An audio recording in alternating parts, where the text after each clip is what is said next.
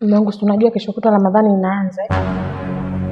Nilikuwa nishasahau kabisa. Hivi Mungu na dem bora nani? Wewe bora Mungu. Kama hataki kufunga ndoa achana naye. Ingia kwenye fungo la Ramadhani. Mume wangu, muda ule nimekupa mandazi 10 na vikombe hivi 2. Mambo yake yale. Unajua? Yaani shoga yangu, bora hata uongee wewe. Mimi kila siku naongea kuhusu Mudi. Kila siku. Labda sauti yako ataisikia. Hayo mambo mimi nishaacha. Sababu mwezi huu mtukufu ni mwezi wa kutuma mema. Mwezi wa kutuma? Nisikia mke wangu.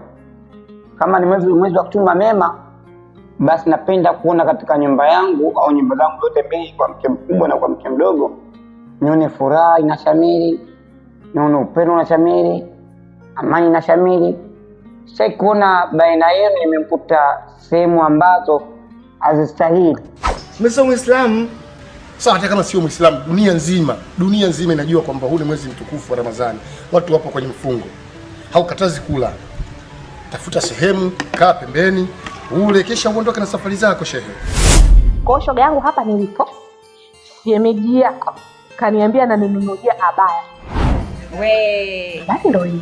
Na sio abaya tu shoga yangu, na pochi ananijazia. Kwa siku hiyo nitakuwa doni mimi. Uswaumu yukaza mume wangu. Maana nakujua.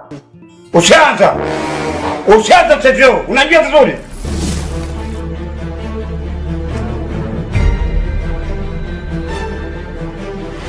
Umwa kweli au saumu? Nikwambia naumwa kweli.